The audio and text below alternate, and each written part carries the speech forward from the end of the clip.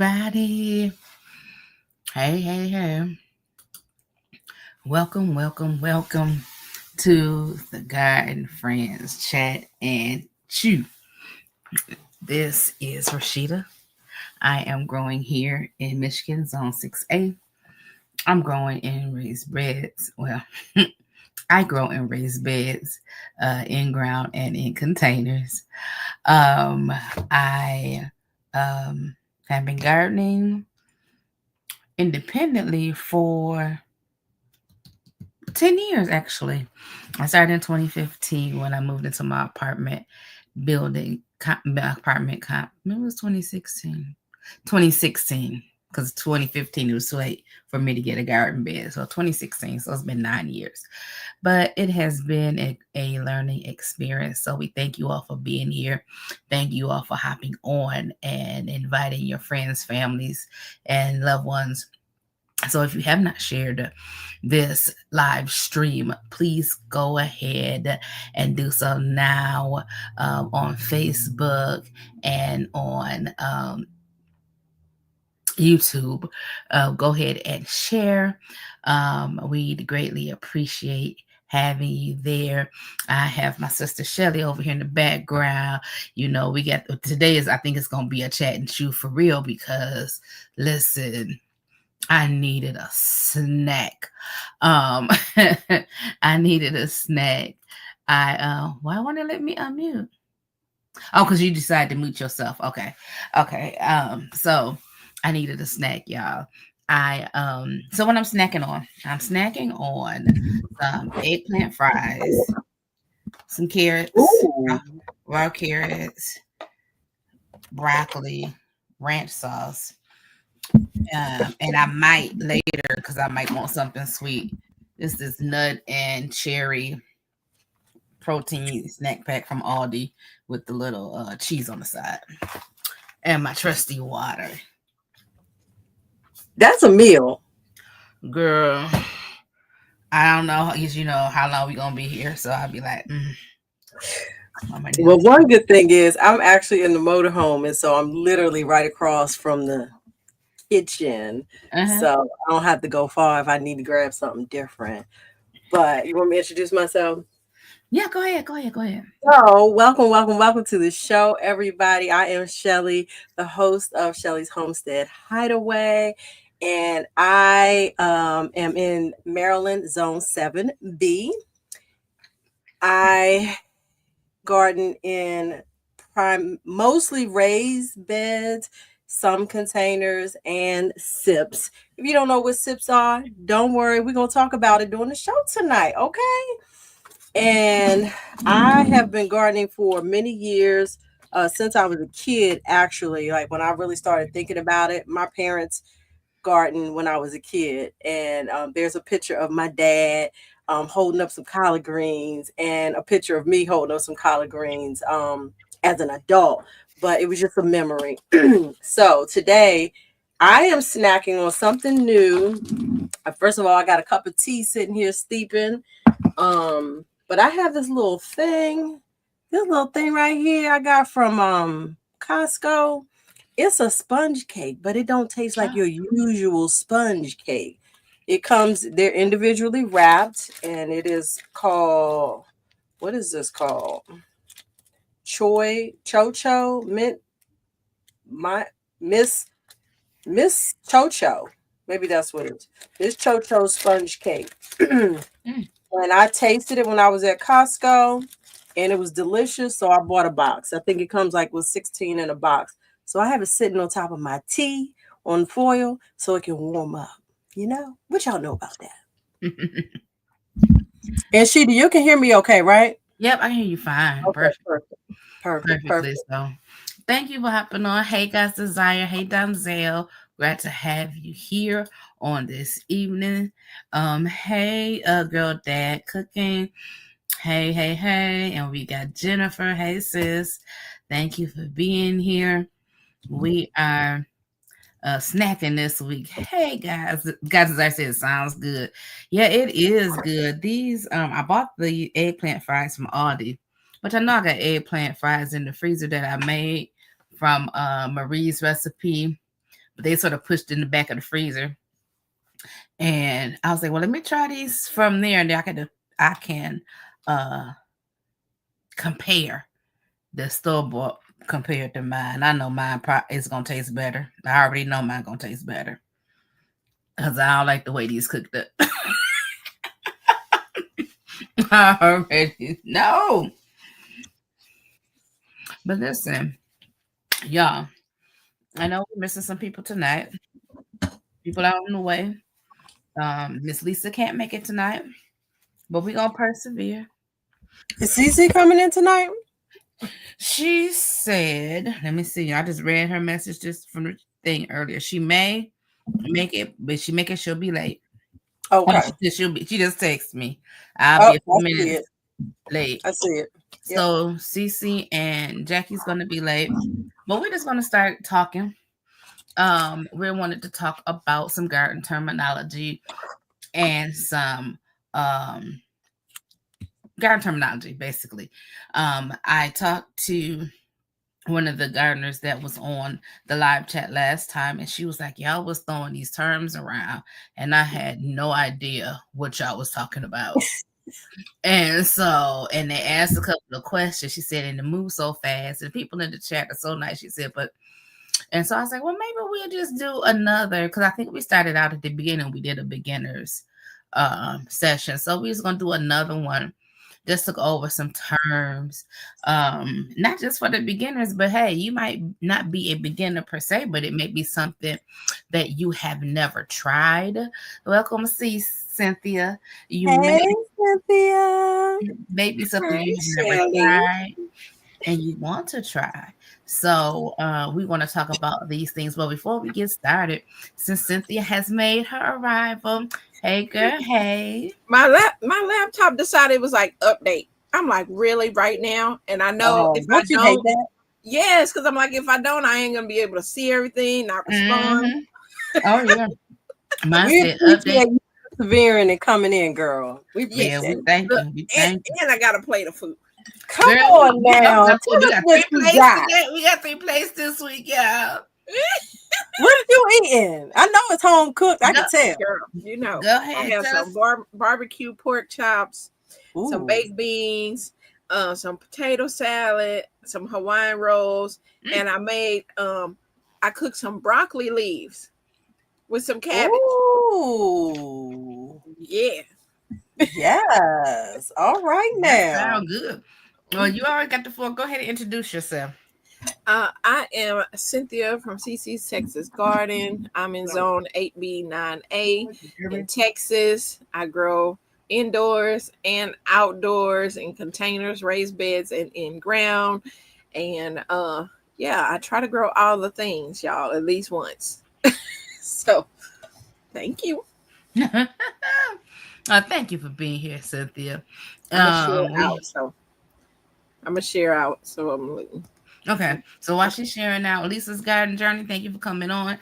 Real Kitchen and Garden Diva, thank you for hopping on. So we appreciate you all for coming in on this Sunday evening. We know that Sunday evenings are precious to a lot of people because the Sunday is the day before Monday, okay? And some of us are preparing to go to work, and then some of us are on vacation. Are on vacation. Some of us are recuperating from a day of worship, and a day of family dinner, whatever your day brought you to. But we're glad that you're deciding to share your time with us on today. So listen, I'm just going to get started. Shelly. Hold on 1 second. Did you say recuperating from a day of worship? That's what I said, girl. Listen, some of us. Somebody must have been slain in the spirit. Girl, when you go out and go hard in the paint, listen, the Holy Ghost will wear a body out. Let me tell you something about hard in the paint at church. Okay. You feel good. You feel good. You going in, you clapping. And those of you that believe in shouting, you singing, you going up, you got your hands up. Your arms don't get tired, right? Never. You go home, you come down, your arms are sore. You like, what did I do to myself? Right. You need a cargo hustle. Yeah. Sometimes you just need an afternoon nap. I'm just saying. Cargo Hustler, official Jamia, thank you for coming y'all, in. Before we get started, I just have to let you know I finally got to hold my new grandbaby. Oh my gosh.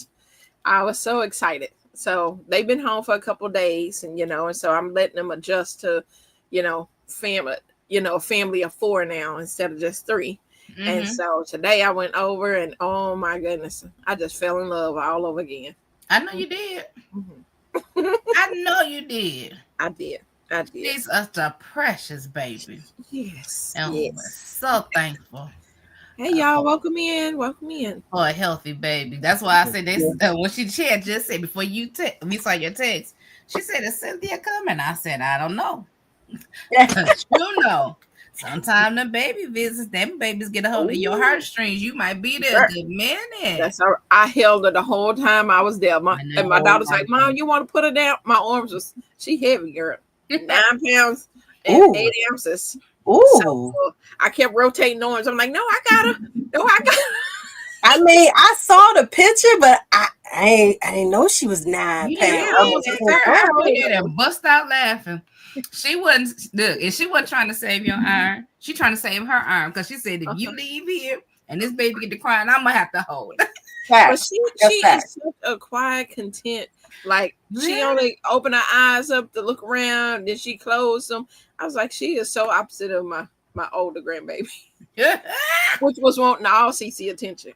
She like, Cici, you came over here for me. I don't know what you're doing with this baby. Thank y'all. Hello, everybody. Bias Just Grow with me. Cape Cod walking. The winning walk with Christina. All right, winning walk with Christina. Thank y'all for coming on. Thank y'all for being here. All right, Shelly, I'm gonna put it in your hands if you're ready. Can you snack and talk? Oh. Well, only because your name is listed. If not, we can rotate. Well, y'all gonna jump in. So the first topic is what? Raised beds. Which is the heading though is what? Types of gardening? I don't have the list in front of me. Methods of growing. Okay. Mm-hmm. So I volunteered too. I don't know how much I'm gonna say, but I can talk when I want to talk. My preferred method of growing is in raised beds. Mm-hmm. What's a raised bed, you may ask? A raised bed is any type of structure that sits on or above your regular ground surface. Does that make sense? And you fill it with your soil preference. Some people, so let me first say, your raised bed can be many heights. Mm-hmm. I see a comment about adding the other Queen's channel to your description. In my description. Yeah, I can do that. Okay. So a raised bed can be of varying heights. It can be a matter of 4 inches. It could be 8 inches, 16 inches. It could be 1 foot. It could be like myself, 2 feet. Okay. Mm-hmm. Because listen, your height or the bed? The height of my bed. Oh, I didn't know what you was referencing. Ooh, you just slid that one in there.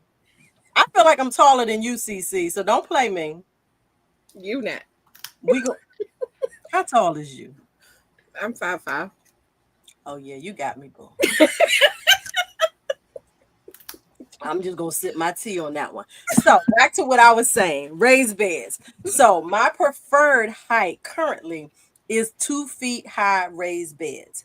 I have beds that are 2 feet, that are 8 feet long, 6 feet long. And then I also have a couple of raised beds that are only like 4 to 6 inches. Those were probably my first raised beds. And so oftentimes to fill that much space, people will fill those beds with branches and things. I don't want to cross over too much into, I think we're going to talk about soil types later on, but you can fill those beds because it's going to take a lot of soil to fill a bed that high. I personally chose to have bulk soil bought in so that I could fill it from the bottom to the top with soil, and the benefit in I feel like in me doing that, oftentimes after the first year, 2 years, people start to complain about their beds um bowing out or going in, and I think it's because the material that they have put on the bottom is breaking down, and so it's causing your soil to sink, and it causes your beds, if it's metal, mine is galvanized, or steel, mine is galvanized steel, it will cave in, and then you have to add more soil to it. And so I have filled all my beds with soil pretty much from the bottom to the top. Your raised bed can be made of galvanized steel. It could be wood. It could be some other type of metal. It could be cinder blocks. What else? Am I missing any? Anything. Yeah, it could People be. have used tires. People have. Yeah. I don't recommend a tire, but people have Fencing. used You tires. can use fencing and Yep, you can use fencing. You can use pallets, roofing tins, pallets, roofing tins. So whatever you can find that works. I use raised beds as well, and like Shelly, they're varying heights. I do want to mention that I don't know. Some people call them raised beds, some people call them containers. So Shelly said the ones that sit on the ground. The ones that have legs, I don't think they're considered raised beds because they're already off the ground anyway. So those I think they're more like elevated, but I don't know if that's a proper term. Elevated beds. Yeah, it's called elevated raised beds. Yeah. Okay. Oh, so what I was going to say, let me just interrupt you just a moment, Rashida. As my dear friend Rashida says, I'm a woman of a particular age, and bending down low to the ground for hours on end is not the business when you're a woman of a particular age. What's a particular age? Okay. That is so funny. I think I stole that off of somebody's show. You can be 30 and be a woman of a particular age and don't want to do all that bending. There's a particular age. At that whatever age you are, when you feel like you don't want to get down on no knees and till that soil and be scratched up and in the ants, let somebody else do it. Welcome in, Nikki. Anything else about? Did you finish your thought on the elevated beds? Yeah, I think so, girl. I don't know. She said, "When your knees say no, man." You know what? Educated natural, and I get that. For some people, it is the knees. For other people, it's the back. Like my knees don't really bother me. And sometimes it's just I don't want to. Right. I just don't want to have to bend down that far for that long. Because when I tell y'all, I spent the 2 days prior to me leaving for my vacation setting up my garden, which is absolutely phenomenal. Y'all gotta wait to see it though. Literally 6 to 7 hours in the garden. And so I was grateful for the raised beds. I was grateful. Okay, before we go on from the raised beds, we had a congratulations. I didn't mention that earlier, but congratulations for Cynthia's new grandbaby. Donzel said, "Beautiful hair, Shelly." Thank you. Shelly's hair turn. I forgot. I'm like, she took her hair down. Okay, girl, I see you. Listen. And Cici got her hair slicked back too. Y'all doing all the stuff. Girl, I got enough to look. Put a little ponytail back there. Yeah, and then like a little ponytail. I ain't got my color done because I told y'all it was a sight. But God is good, okay? Thank God for the hands all the time. I just took down last week. Well, 2 weeks ago, I had those little barrel things, and I literally just took them down today while I was driving down the road. I'm in Georgia, by the way. I'm in Georgia for the week. Enjoy. Georgia meetup. All right. Next. Well, I don't want to skip categories. So since we're already in growing methods, let's talk about in ground. Nobody picked that topic because Jackie didn't tell me which. She probably could talk to all of it. But Cynthia, you want to talk about in ground growing? Sure. I do in ground growing. Right now, for my in ground growing, I have okra coming up in one of the beds, and let's see what else I got in ground. Sunflowers. Hey, I Tiptoe. got my sunflowers in another in ground bed. So pretty much what in ground bed is, you're growing it out of the natural soil that you have um, on your property. So that's what it is. You know, some people till it, some people, just they may put soil on top of it or whatever and still use like mixing soil with their native soil. And I mean, I'll till a bed quick because I need because my ground gets hard, and so I want to make sure that the roots can get down like they need to in certain pot. We kind of got clay soil here, and so I have to till it sometime. But yeah, I'm growing my okra in it. I usually grow my corn in the ground as well. This year I decided to do it in a raised bed. So yeah. Okay. All right, in ground, in your native soil. You may have clay soil now. Know that when you're watching videos, every area or every property has a different type of soil. I do recommend you find somebody that knows how to grow in your soil. It is recommended by other people because I haven't done it. Okay, so I'm not telling you to do something I have not done, but others have recommended you get a soil test so you know what you can add to it if you have metals or something in there. There are some natural ways to remove certain things from your soil, so you want to know that while you're trying to grow organic food, because we don't know what was under these houses before they got up put up here. Okay. Mm-mm. Okay. That's a great point, Rashida. And that was something I said I was going to say, is that with the raised beds, it actually makes it easier to control your soil type. So if you're growing something that needs acidic soil, it makes it easier if you have it in a controlled space. Right. Correct. Yes. So those are things that in-ground growing, and in-ground sort of kind of gives you, as long as you got ground, you got a place to grow. Because I've been eyeing a couple of spots around my house. That's girl, when I get this body under order, I don't know if it's gonna be in 2025 or 2025 fall or spring of 2026, but I got a plan. You understand? It's coming. It's coming. So in ground. So I guess I'll talk about containers. Containers are things that you could grow in. That sounds so stupid, don't it? It can be anything. It's not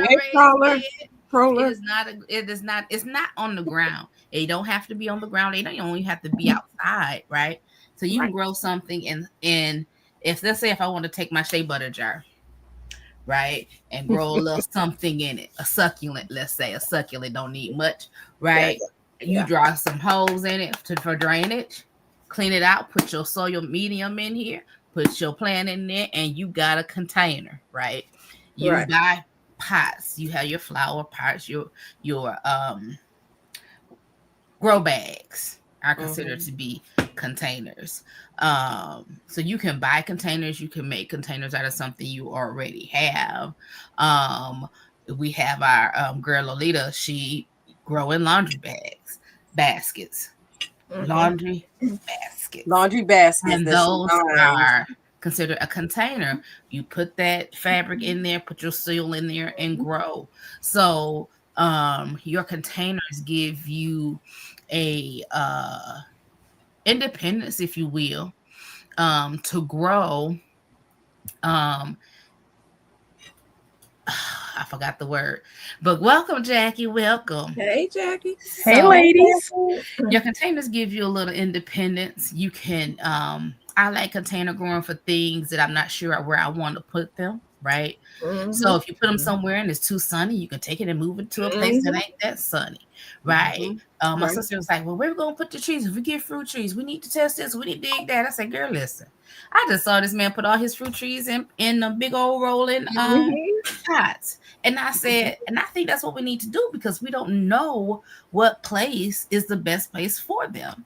Also, too, if we'll decide to move, we'll digging up fruit trees. I was moving.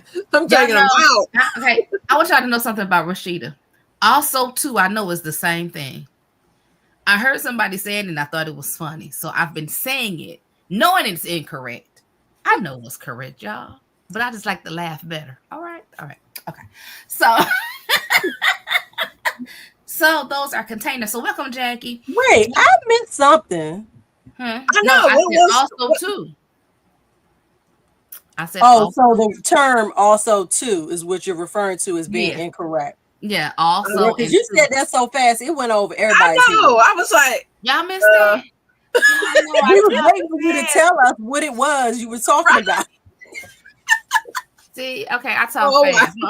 I'm gonna slow down. I said also too, and I want y'all to know that I know it's incorrect, but I Gotcha. think it's funny when people say It also is. too. Okay. Also and two. Got it. See, Mhm. everybody was confused. Okay. right. And also with the containers, I grow. Yeah, and y'all do it. Y'all do if y'all in the chat and I get talking too fast because I don't know I'm talking too fast because this is how I've been talking for 50 years. Okay, well 49. I had to learn to talk first, but. Put your hand up in the comment when I get to talking fast so I can slow down. I was like, put a break on it. Slow it down, girl. What I was going to say is that I also grow in like icing containers. Is any kind of food grade containers, Yeah. so you can get those Ice I know cream container. Mm-hmm. Yeah, ice cream containers, things like that. But a lot of bakeries have the icing containers that they get in, and so you can get those from them or ask them at a grocery store if they have a like a deli area, because even the pickle buckets, all that you can use. Yep, Make sure you put those in. Make nice and friendly with some of the fast food restaurants. Yes. I have some gardening friends at the Chinese restaurant near my house, and one day I just went in to say hello, and he was like, hold on. He runs to the back and he comes back and brings me a 5-gallon bucket. Thank you very much, sir. Thank you very much. So listen, y'all be friendly to the people out there. Hey, Shamir, y'all be friendly to the people outdoors. Okay, you never know. They might need you, and you might need them. Okay, you heard me. Now, Shamir had a question. Who had a question? Shamir. What plants do well in what size? So that you have to look up. It depends on the root. Well, she said that size, so I think she might be referring to Cici's comment about. Oh, you talking about the icing buckets? The icing buckets. They can come 5-gallon, 3-gallon. I have grown tomatoes, peppers, squash, pretty much anything that you can grow out there. Even if it's something that vines, it's going to come out there. You just need enough for room for its roots. So you can grow a lot of stuff in there. Hey, Netta. Hey, Netta's nice. Hey, Netta. Okay. Prowler Skyfit says local nurseries will give you free pots and trays are super handy. So and that y'all, that's my friend that's in Cali. Yeah, girl. He lives in California and has an amazing garden on the side of a mountain. So, who is that? Prowler? Okay. It's an awesome gardening. Is nice. Awesome. So now we got 4 out of 5 here. So we have Jackie. Come on in, introduce yourself if you snacking. Let us know what you snacking on. I am Jacqueline, 4 Seasons Garden. What did you say? And I was saying she can pick up on that last gardening method. Yeah, that's what. Yep, that's what I'm gonna do. I'm gonna throw it right at her. All right, give me some kind of crazy message on my computer. All right, I'll manage it a little bit later. Enjoy, welcome. She said she got a crazy message. Is she froze for everybody or just me? Yeah, she froze. Am I back? Cici, you're back yet? There you go. There you go. Yes. There you go. All right, let me make sure I'm on the right internet. That's probably my issue. Better be on the right Wi-Fi. Makes sense. I just walked in the house. Was up yep, I'm on the right internet. All right, so 4 Seasons Gardens. All right, let me figure out what's going on. Am I dropped again? We can hear you. Yeah. You can hear me? All right, Yes. beautiful. All right, Zone 7A for the 50th time.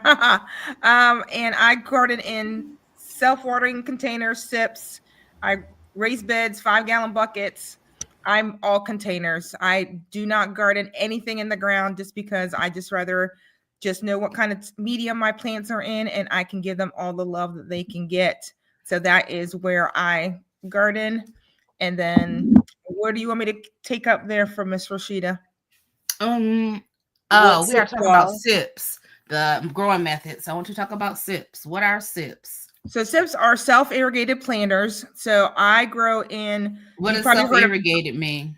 self-irrigated means that the bottom of your containers either usually stores a gallon, 2 gallon, 3 gallons, 4 gallons worth of water. So your plant will drink the water as it needs it. I don't have to sit there and water every 2-3 days. I fill up my container usually in the springtime once a week, and the water will wick up based on how much that plant needs, because the plant knows what it needs. I don't need to guess how much it needs, and it will wick that water up. Once it gets hot here in Virginia, where I'm at, I'm probably filling up those containers once a day. So there, you can fill them yourself, or there is systems. Earthbox has a really great system that you hook it up to your water and it will self-water. You leave the water on, it feeds the water based on the water pressure of the bottom of that container.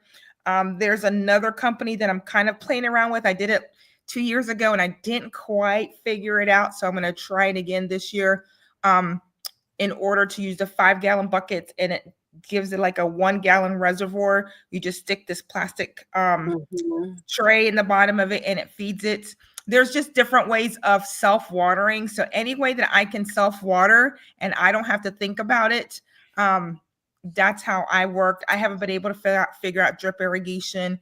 If you want to talk about drip irrigation, you can talk to Cici, you can talk to Lisa, but I'm not into the drip irrigation. I just do the self-watering planters, and that's how I water my planters. So I use City Pickers is my favorite.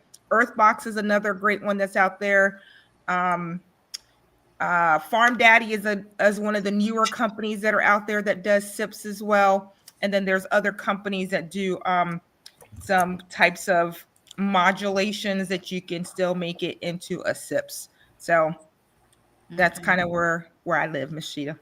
All right. So methods of growing. You know what I realized is not on here because this list was created on Monday after the last chat. Have not been looked at till I emailed it to y'all. Hydroponic. What is missing is hydroponic. You're supposed to add some more stuff. Yeah, hydroponic. If we don't finish it, we can come back to do the rest of the list another day. A hydroponic growing, that's growing by water. Yes. You know, there's no soil. So who wants to speak to hydroponic or aquaponic? Go ahead, Cynthia. Down at the I bottom. will, since I love indoor hydroponic growing. It is amazing. And if you want to jumpstart on your plants, that is the best way to get it going. Hydroponics is pretty much your distilled water in a unit. It can be, I'm not going to go through all the cracky methods and all that kind of stuff. I'm going to say the one. The what? The cracky method. Cracky. Kratky. Okay. Yep. See, that's why I said I ain't going to go into all that. Let's keep it simple at hydroponics. Yes. We can get deep into that though. No. So anyway, what you do is have a unit that is plugged up. It has oxygen that flows into your water, so it aerates your water. And then you have some nutrients that come with your unit, or you can order the nutrients, put them in there, and it pretty much feeds the plants. The roots grow really thick, so I like to use it to do transfers that I'm going to take outside so they can have real thick roots to it. And if you have seeds that are really hard to germinate, hydroponics has been my way to get those seeds to germinate, because something about using the water that helps the seeds to break down. And so I like using the unit. Now, some people keep their stuff in their hydroponics and don't transfer them out. So you do have to trim the roots back because they do get big. They can get up into your filters and stuff like that. So you want to make sure you trim your roots back. Make sure you harvest as much as you can. So, but that's hydroponics, and I love doing it. Jacqueline, are you going to add something before I ask a question? No, go ahead and ask. I think Cici covered it. Okay. So my question is, because I have some hydroponics that I still haven't set up yet. So, and Cici, you probably touched on it when you said you cut the roots back, like as they get bigger or the roots get longer, you cut them back. Yes. So is there a benefit or pro con to using certain size hydroponics for certain crops? So like I've seen people do like the 5-gallon buckets where they cut holes in the top and they got a whole system, or you just have the little small table size ones. Well, see, that would be more aquaponics. So that would be different from hydroponics. Oh. So what's the difference between I thought they was one and the we same. in here now, in the words of Pastor Hannah. We in here now. What's the difference between hydro and aqua? Well, hydroponics is usually they're a smaller unit where you'll grow more things that like lettuces and maybe some peppers and things like that. Aquaponics, they can come in like different sizes. They can be bigger, so you can grow bigger plants in there, and people leave them in there longer. Some people, that's how they grow, just only in aquaponics. So they're bigger cups. You can put the little clay balls in the cup, and it's a lot more to it instead of just our little hydroponics where you put the little sponge in there in the basket, put the seed and grow. But aquaponics, and then it goes to the cracking method, which is not using any oxygen. You don't have no water flowing, and it's more of a stagnant way of growing. Okay.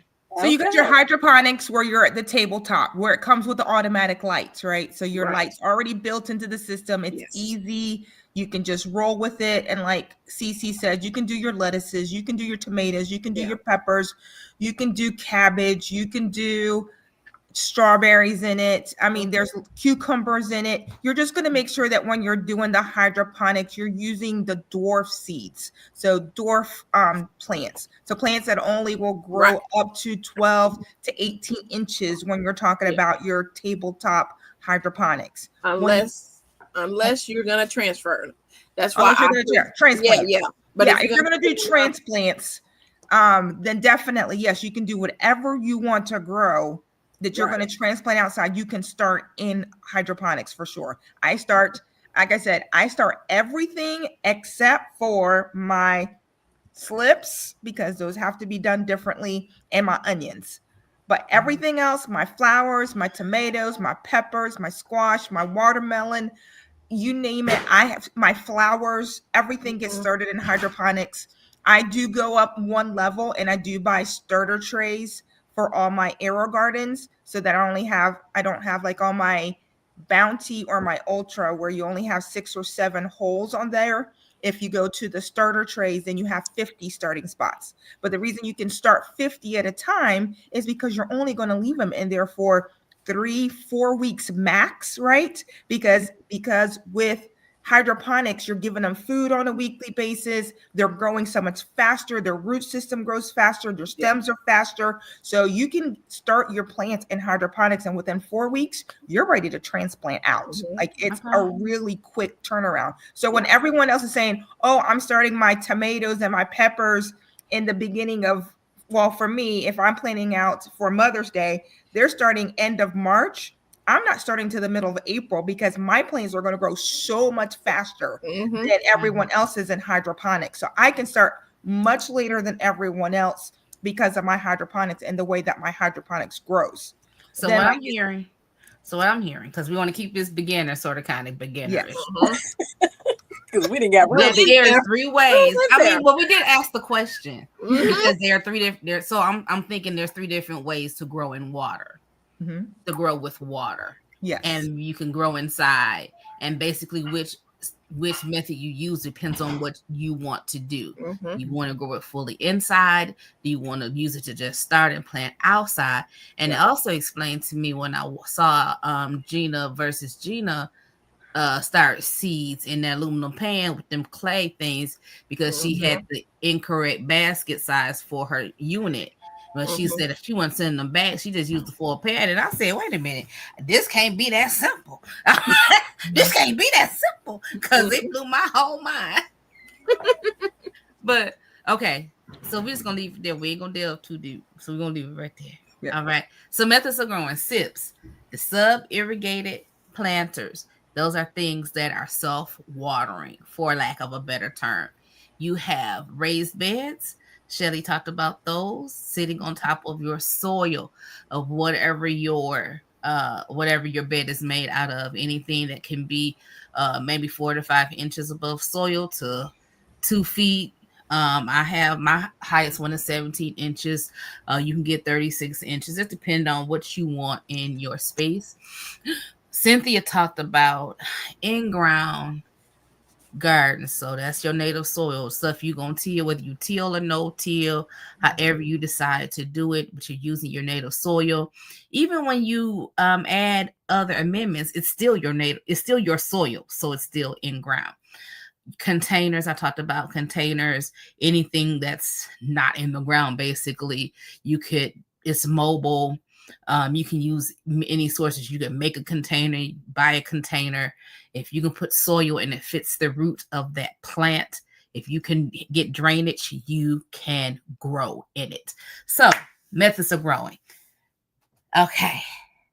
Take a deep breath, y'all. That's more for me than it is for y'all. Now, let's go to the favorites.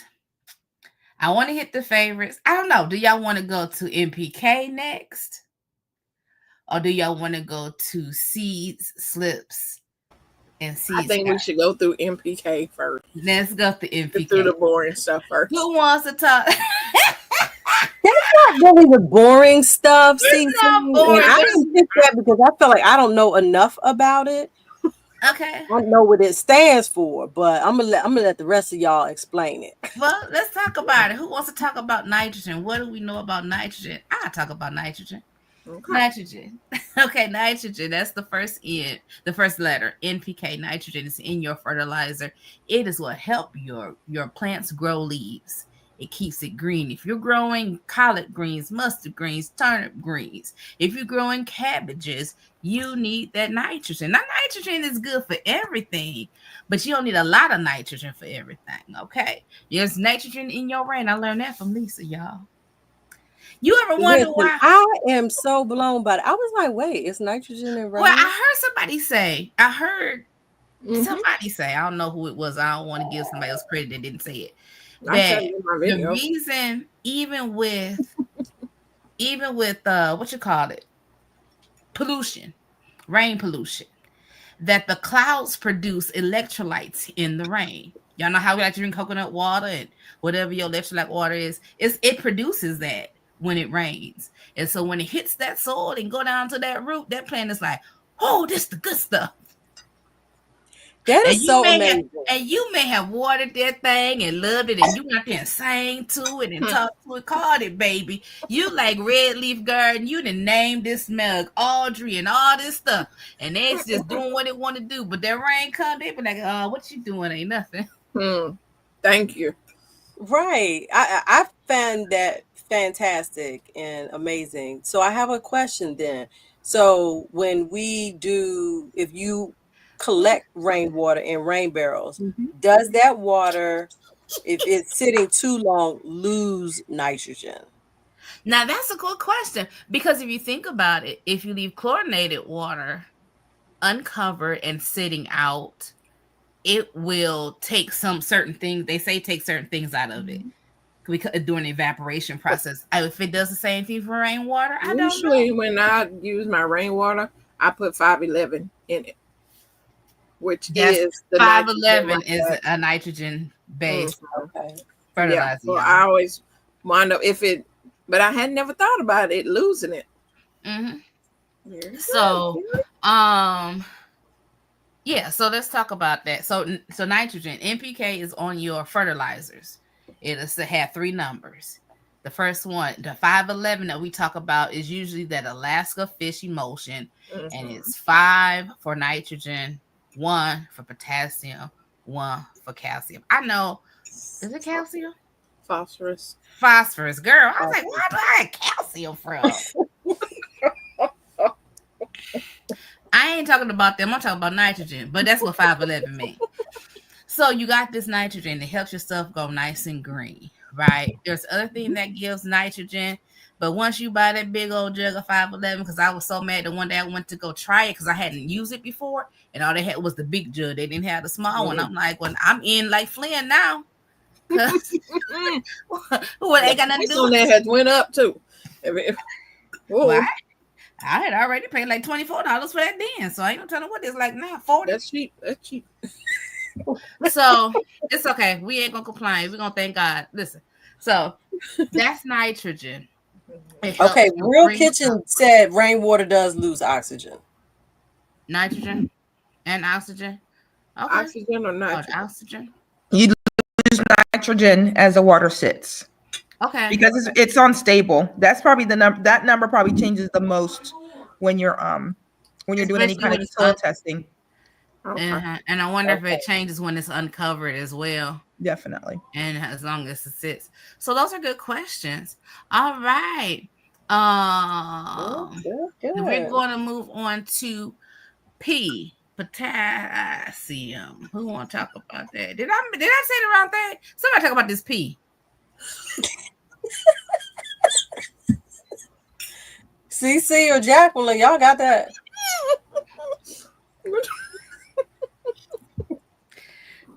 Cynthia, we talking about phosphorus or potassium? Yeah, that too, girl. Listen, I done named everything. I'm gonna stop talking. All right, nitrogen, phosphorus, and potassium, NPK. NPK. All right, you got it now. So which one you want me to talk about? I don't care. The pink. The phosphorus.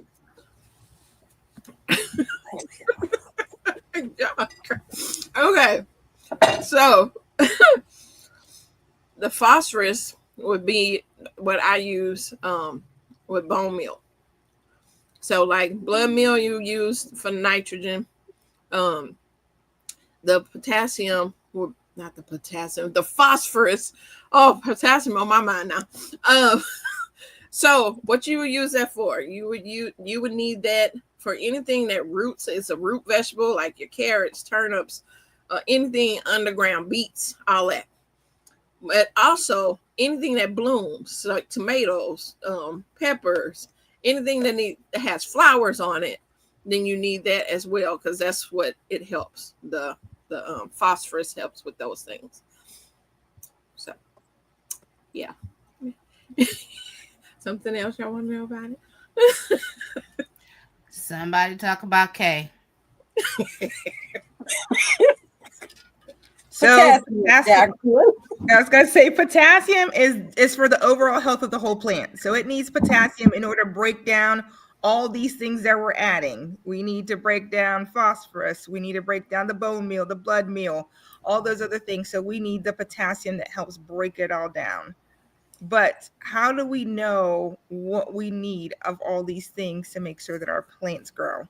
So that's, I think we need, it'll be the service not to talk about testing your soil, right? You need to know how much nitrogen, how much phosphorus, how much potassium you have in your garden in order to feed it correctly. So I'm going to come in from the master gardener's standpoint of view of making sure that you are testing it. And if you have an extension office, which everyone has one, they actually have boxes in their offices. You go in and you give them, I think the box is like a 2x2 box. They show you how to gather the soil, bring it into them. And I think it's $10 for them to send that soil back and send it back to you. So you know how much nitrogen, how much potassium, how much phosphorus you have, and all the other soils, all the other things that you need in your soil for your plants to grow. So if you go and just throw a whole bunch of bone meal, but you already had enough bone meal, we don't want you to add more bone meal because we've been feeding our soil correctly for our plants to grow. So it's very, very important that we also We feed it, but we also need to test it. So testing is important. Comment. So the professor. Girl, I'm sitting there cracking up. He said, Hold back on, to the pig. though. Now back to the pea. So yeah, let's talk about the pea, because pea is a real thing in the garden, and it actually does provide NPK. You must dilute it. You must dilute the pea if you're going to use that as a fertilizer.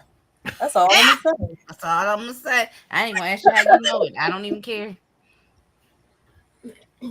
Look it up for yourselves.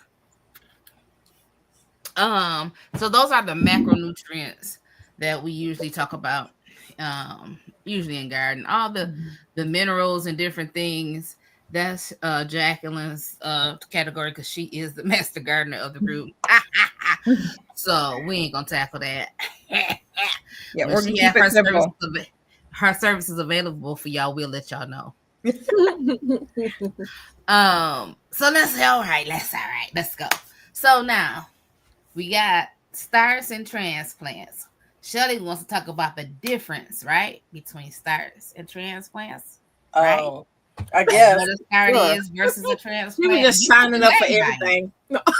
She put a name by it. You know what? I didn't even look it up. I'm like, okay. That's a good question. A start versus a transplant. It's the same thing. It's the same thing. It's the same thing. I was thinking a start would be like the stuff you started at home, like your. So I don't think it is. I and think then- it's universally Or you used. buy from the store, and then the transplants is what you put out. But either one, they're separate. Anything you buy at the store will still be you still have to transplant into your garden. Right. True. So Right. So it is one and the same. A start and a transplant technically is the same thing. Whether you start it or you buy it, I think that's probably where Miss Rashida. Yeah, that's right. what's the It's difference. still a You starting start. it. Like Right. knowing the work that goes into a start. Mm-hmm. There's a lot of work that goes into it. Right. Can it be easy? Definitely. But is there a science to it? Yes. Which part? The transplants? Like knowing when to start it, right? How many people have we seen in our Facebook groups that started their tomatoes and their peppers back in January? I started in February, and it is a lesson learned. I will never start in February again.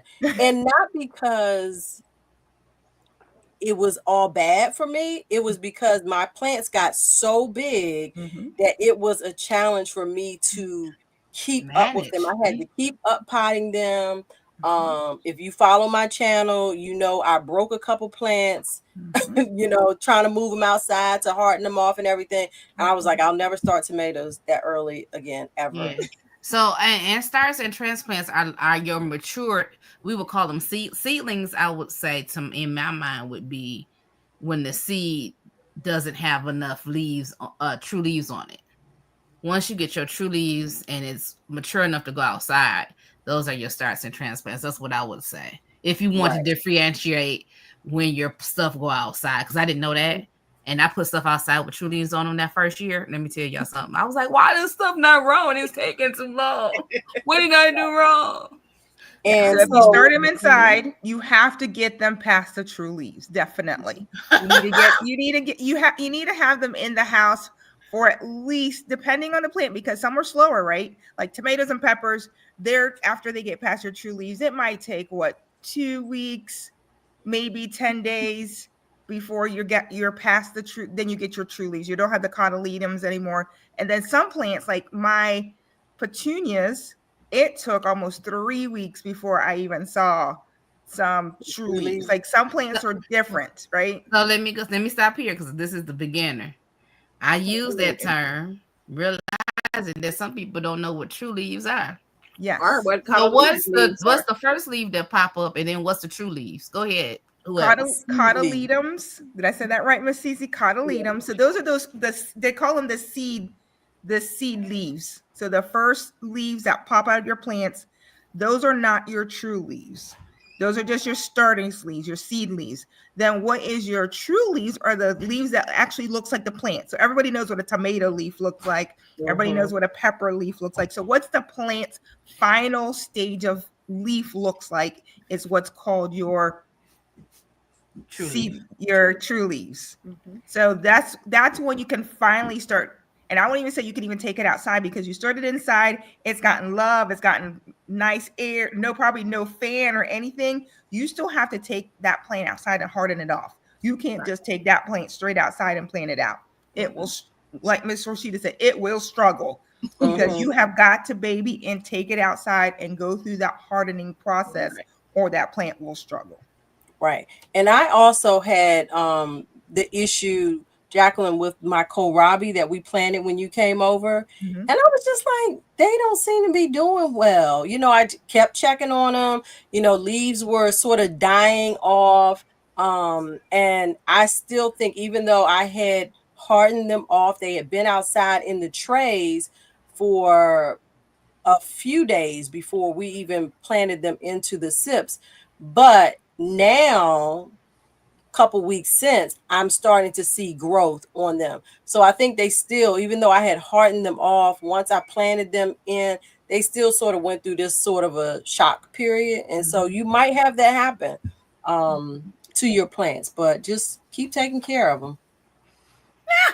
Tiptoe through the turnips. That's what I'm saying. I feel like I had good harvest. But listening to the efforts, I really don't know what I'm doing.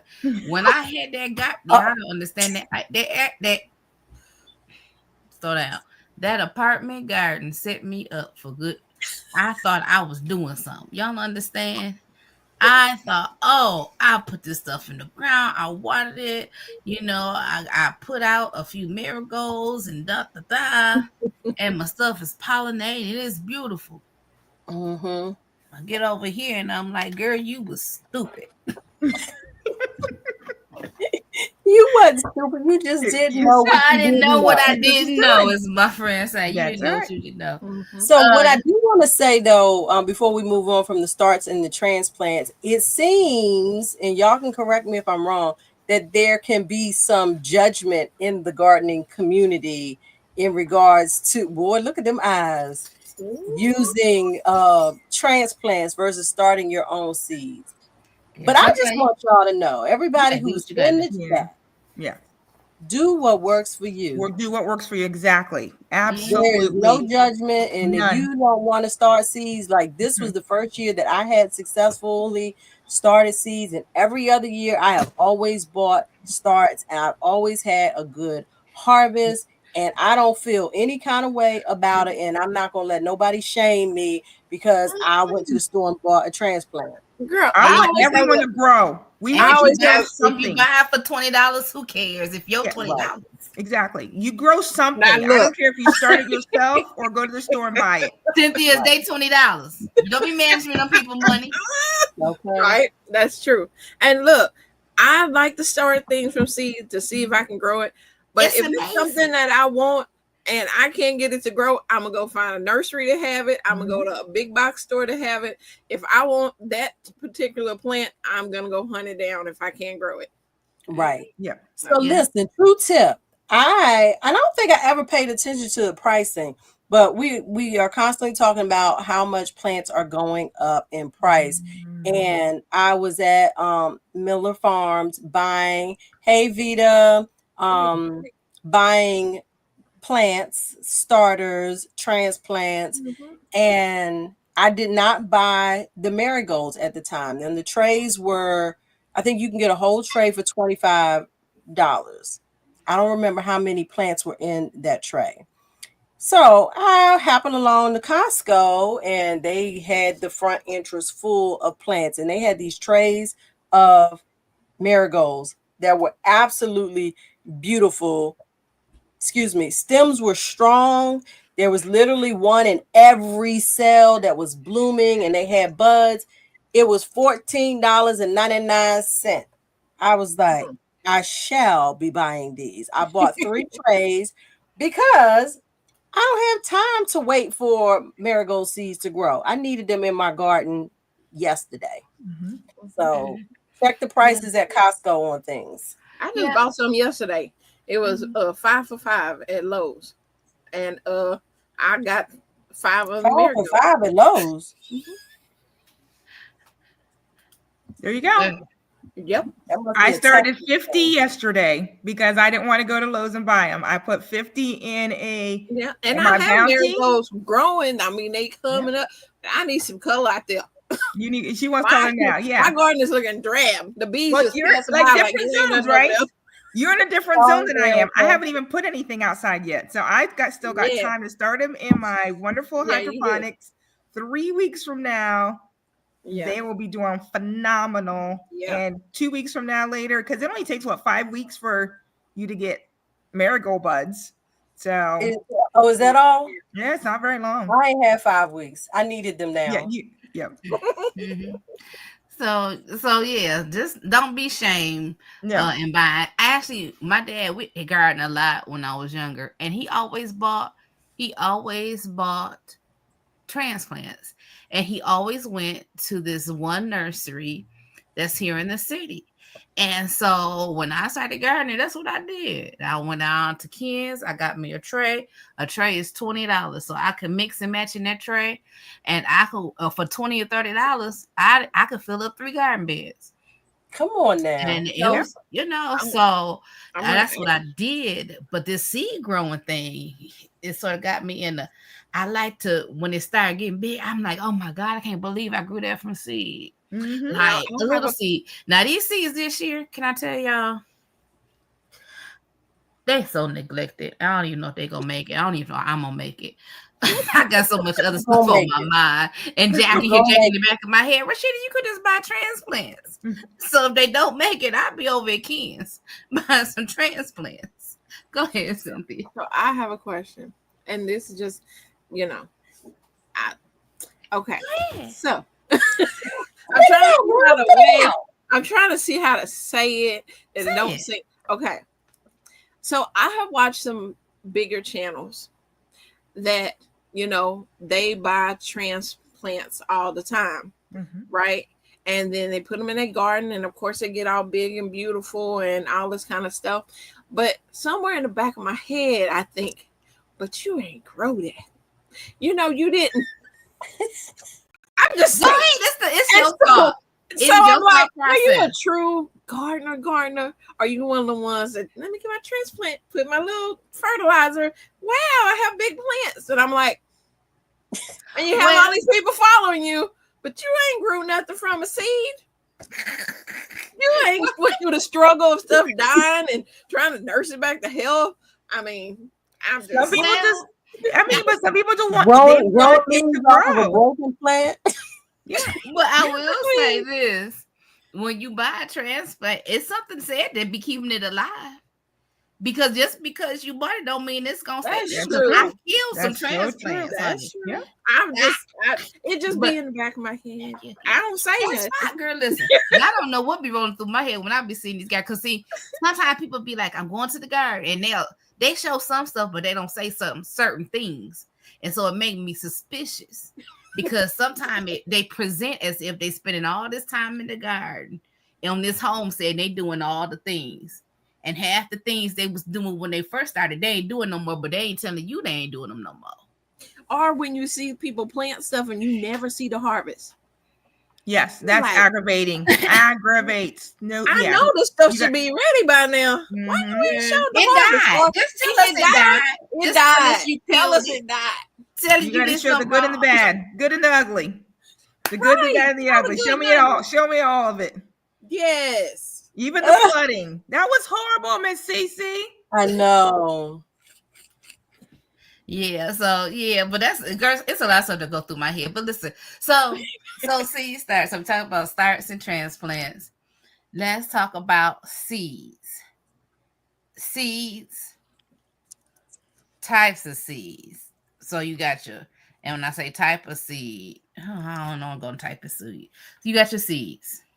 Well, you get a lot more variety when you start your own, right? If you're going to Lowe's, Home Depot, even your local nurseries, you're going to be pigeonholed into just the normal stuff, right? Like your big bush, I can't even think, just your regular green peppers or your jalapenos, right? But if you start from seed, your world goes from 30 plants that you could choose from to 3,000, right? I mean, I know I've got 3 boxes of these, 5 boxes of these full of seeds. Like, I think I was starting 36 different pepper plants, like different types of pepper plants. Like, your world grows when you're starting your own seeds, right? You have so much more fun, so much more variety. So that's the reason why I love starting my own seeds. Just the variety that you can get. I mean, you can go to the store and buy some Paul Robesons. I'm sorry, you're not going to get that. You're not going to. You might get Cherokee purple, but you're not going to get the variety that you can get starting out your own. That is so true. It's dangerous. Definitely, I'm telling you. So because I've never had kohlrabi, and I fell in love with just the way was it Asia Homestead kohlrabi, and I was like, I want to try kohlrabi, and I saw some seeds, and I bought them, and I grew them babies, and they are doing well. All right, and it tastes amazing. Wait until you. Well, I cannot wait to try them, and I started a second succession of them as well. I'm proud of you, girl. And that's the thing. Thank you, even in the store, if you're buying seeds from the store variety is still different from what they sell as a start. Because the Burpless cucumber, the straight 8 they had in the seed section at Home Depot, but they didn't have straight 8s as starts last year when I went to go. I was just perusing. Is there anything besides Bonnie out there now? Bonnie got everybody in the chokehold. I don't know. I mean, what other at the big box stores? Is there any other? Burpees where I'm at. Bonnie's and burpees. Okay. It's more Bonnie's, but I can't think of it. Okay, it's just Bonnie's and burpees. Okay. Like, I've got 3 boxes of peppers. I got banana peppers, sweet peppers, and hot peppers. Like, that's how much. And then this in my hand right now. Gurney. That's it. Thank you, Tien. That's just my hot peppers. Like, you have so much more variety when you can start your own seeds. And so that's the thing about seeds. And so people talk about non-GMO seeds. Any seed you buy, you're gonna be non-GMO because we ain't about to pay GMO prices. Okay, and GMO rates. They ain't selling to the regular GMO. Go ahead. Jacqueline just had up all them seeds, and it just reminded me that all my seeds are in the car. I told them in the car down here while I'm on vacation so I can organize them. Good.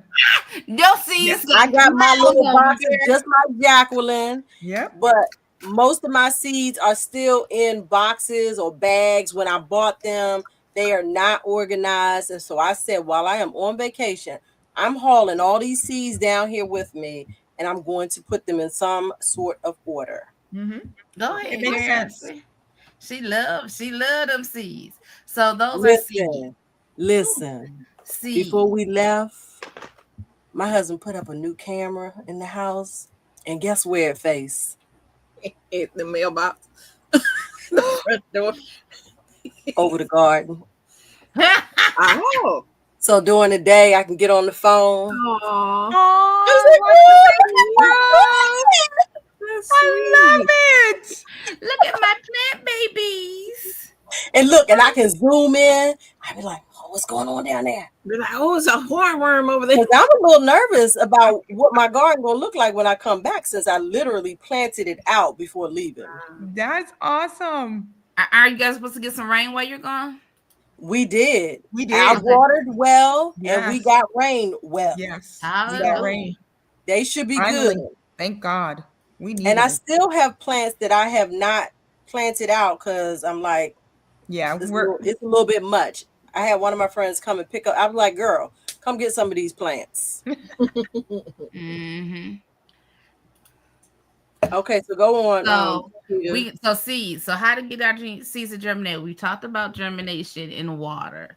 So let's talk about starting your seeds inside you need a seed starting mix. Yeah. Anybody wants to start talking about this seed starting mix? You want to, Shelly?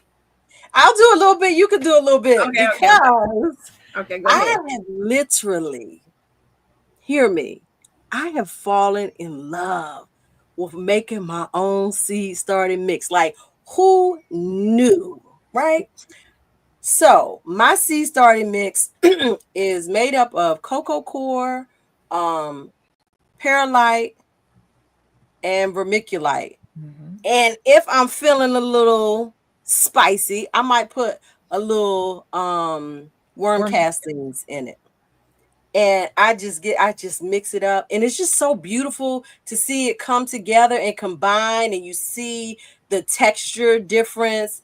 I love it. And so in years past, I did not do that. And I am 1000% 10 toes down convinced that it made the big difference in my seed growth this year, because every other year I've started seeds, they grow, I get the mold, and I'm sure we're going to talk about that, so I won't go into depth on that right now, and then they would just die off. But this year, everything excuse me, everything was really kind of coming up well. Hey, GT Junior.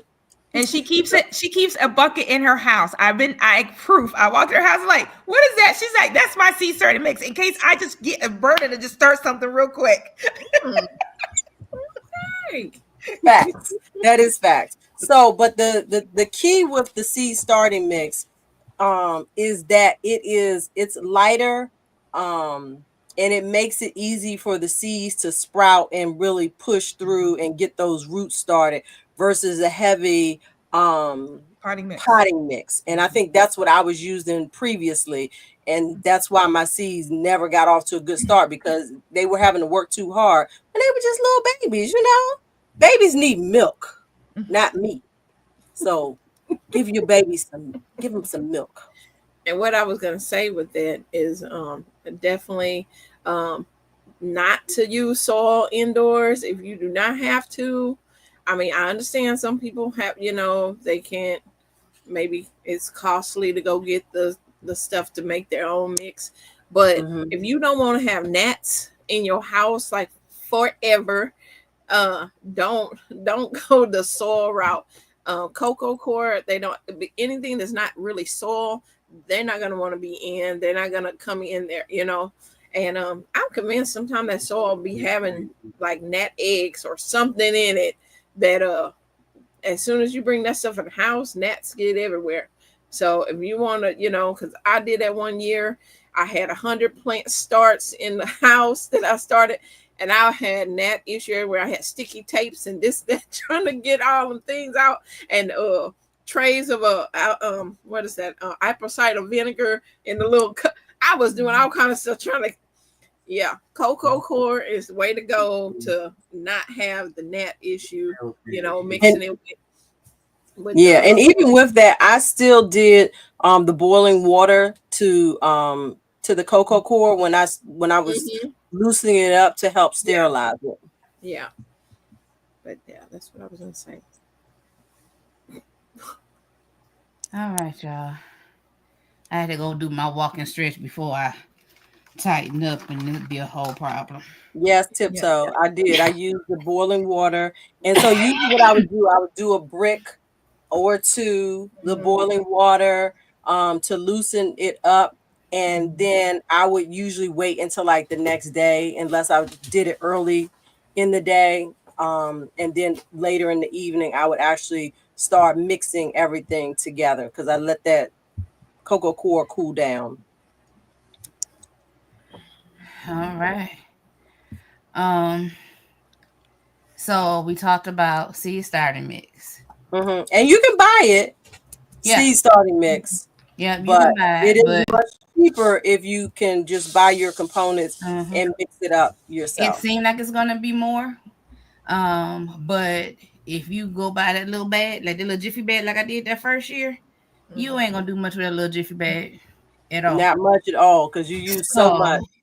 And if you steady expanding your garden, I saw was that in the garden chat? Y'all put that in there, the screenshot. Which one? About the garden. Hold on. Yep. So if you've been gardening more than 1 year, you may not have an intention on having 800 beds. Okay. But you start off with 1 and then it turns into 3. Then you remember you definitely need a pollinated garden, a medicinal herb corner, and something else. And then you got 72 tomatoes you trying. That's where I'm at. Hey GT. I don't know who else hopped on here while I was going for my walk. A lot of people have been hot. Who has Hello, Pro Mix on Serena. sale? Thank you for joining us tonight. Who has Pro Mix? I have never bought Pro Mix. I haven't even seen it around here. Pro Mix is They have it at Walmart.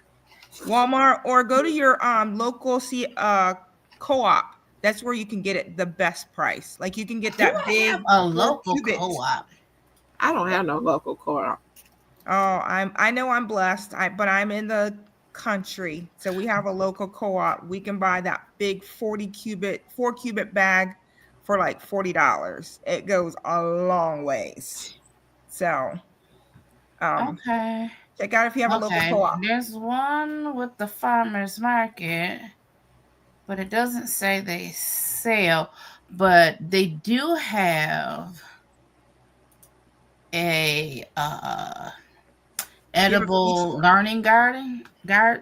Mm-hmm. So edible what garden? Learning garden. Yep. Edible learning garden. I might be saying I might have the order wrong, but and what exactly is that?